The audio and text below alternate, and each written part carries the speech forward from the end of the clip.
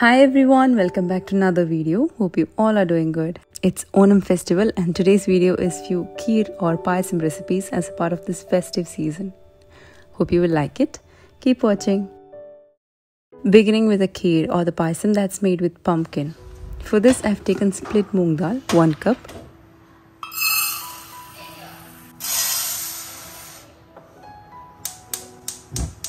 Roast on low flame till it turns to a nice golden brown color.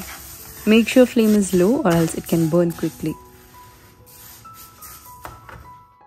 Meanwhile, melting some jaggery. We get these in these block shapes. I used around 3.5 blocks and it was perfect. You may add more or less. If you have powdered, you can use around 1 cup and later add more if needed.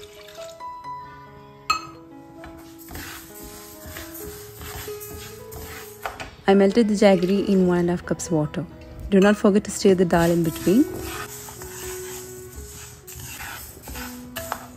This is done. Remove it to another bowl and wash.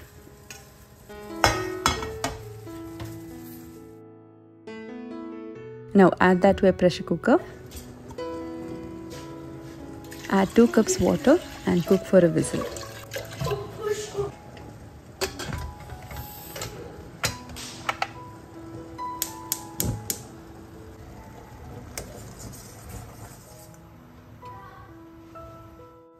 This is pumpkin, almost 750 grams.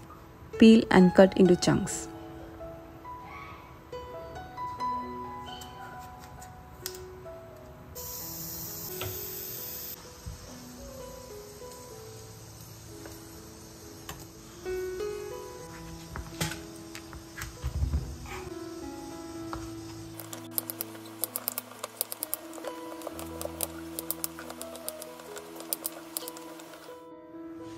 When pressure is released, open the cooker.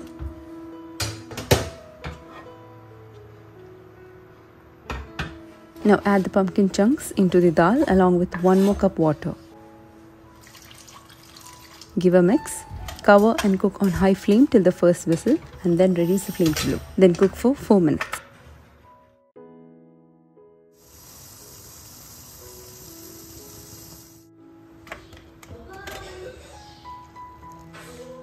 Pumpkin and dal is cooked well. Lightly mash the pumpkin either with a ladle or with a fork.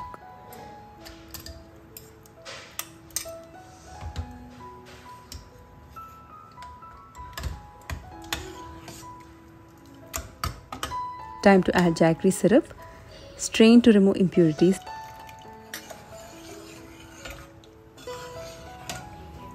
Add half teaspoon salt to balance it all. Then goes 1 tin coconut milk. If you're using fresh, add 2 cups of semi-thick coconut milk. Mix well. Now to slightly thicken the kheer, mix 1 tablespoon rice flour with some water. Now add the rice flour mix to the kheer, stirring it continuously or else there can be lumps forming.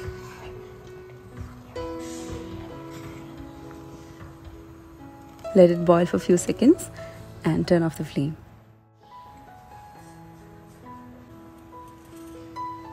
Fry some cashews and raisins in hot ghee.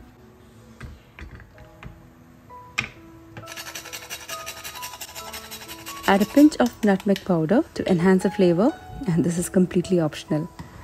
You may also add a pinch of cardamom powder and later add the fried cashews and raisins along with the ghee, and that's done.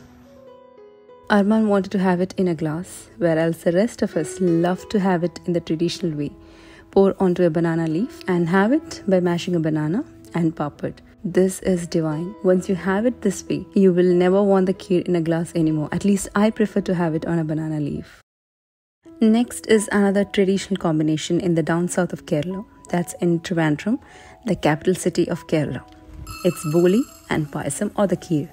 Boli is similar to the Puran Poli in north and the combination with Kheer is amazing. For the Boli, you need 1 cup Chana dal, soak overnight. Wash well and cook it with enough water. You don't have to cook it till it's mushy. You need to have it just cooked. I prefer not to cook in a pressure cooker if it's soaked previous night. It took almost 15 minutes for me.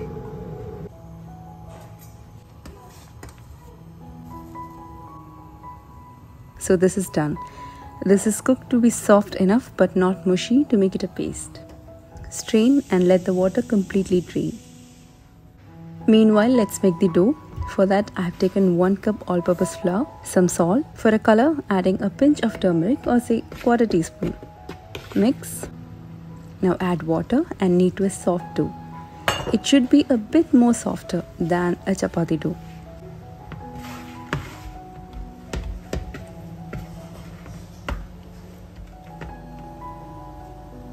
And there it is.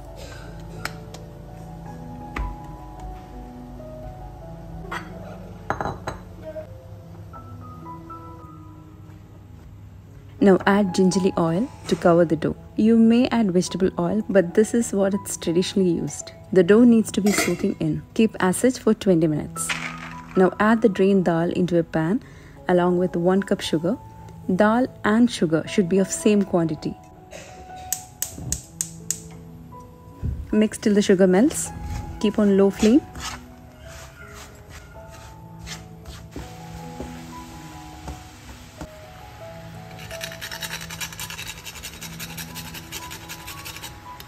Add quarter teaspoon nutmeg powder and quarter teaspoon cardamom powder.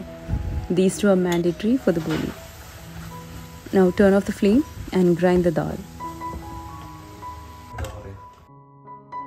You need to have a wet mixture so that the dal becomes soft when rolling. So make sure there is some sugar syrup while grinding. And here you have the sweet dal mix, rolled to lime-sized balls.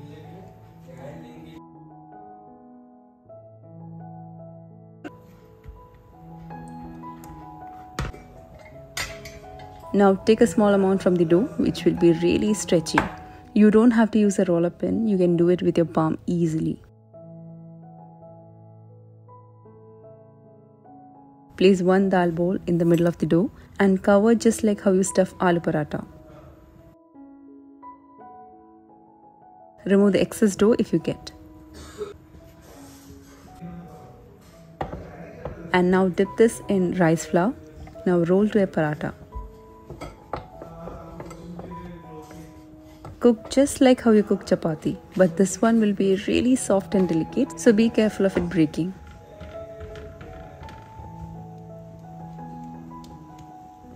I had to be really quick, hence couldn't show the rest. Now for the kheer, I made Semiya kheer. Firstly roasted cashews and raisins and took that out. In the same ghee, roasted 1 cup vermicelli, roast to a golden brown color and make sure you're roasting on low flame. Keep that aside once done. In a saucepan or a bigger pot, add evaporated milk. This is nothing but reduced milk that we use for tea.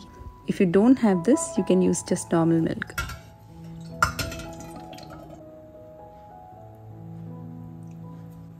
Then goes in condensed milk. I used half a tin and that was just enough. Then goes 1 cup fresh milk. Turn on the flame to medium-low and stir continuously so that it doesn't burn.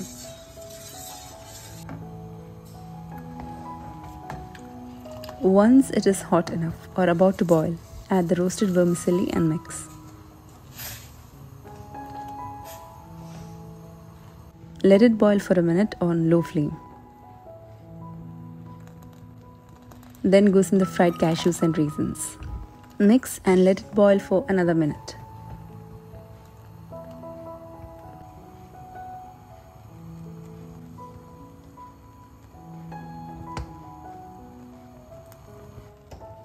Turn off the flame. Once it cools down, it will get thick. So I added around 1 cup hot water to make it a bit loose consistency.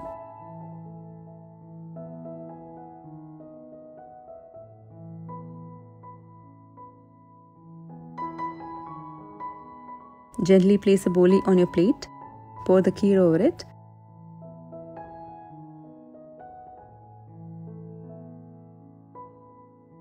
Place papad and it's ready to eat.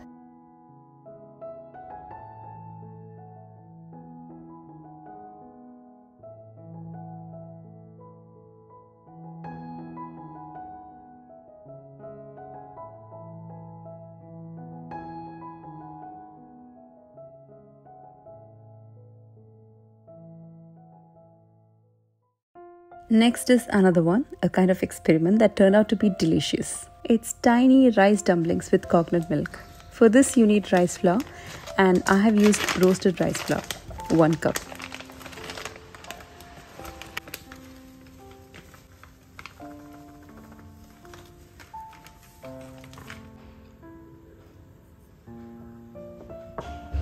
To make this dough for the dumpling, boil 1.5 cup milk.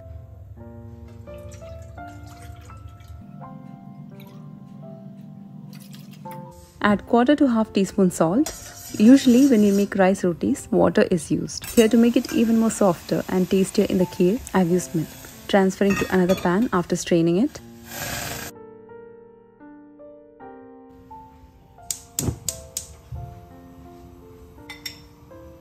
Add the rice flour and mix well. Now you get the dough. Turn off the flame. I do have a stand mixer that makes the kneading easier for me, but for those who doesn't have, let me show you how to knead the warm dough. Keep a bowl of filtered water near you.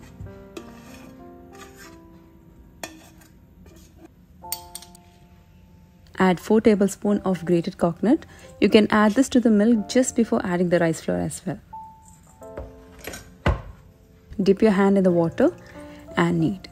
Do not use oil, as this might give that oily taste to the kheer. Instead, dip the hand in filtered water and you can easily knead.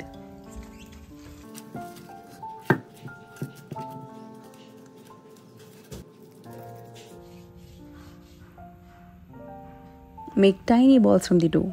The more tinier, the better. And if you can't, you don't have to make it the exact ball shape.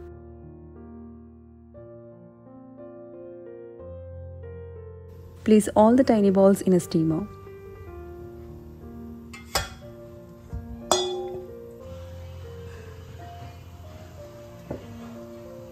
Place this on hot boiling water. Keep on medium flame and cook for 5 to 6 minutes.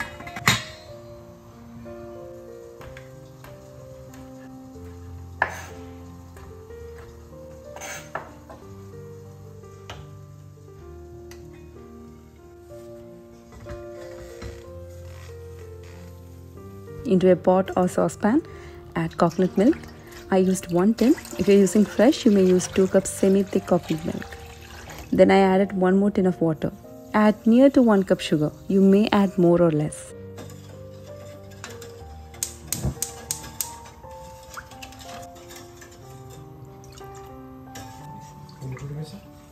Add the cooked dumplings into the coconut milk and mix.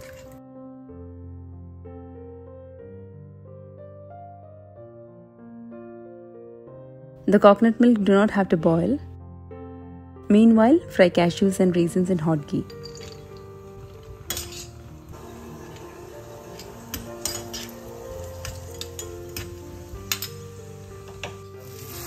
Add the fried cashews and raisins and it's done.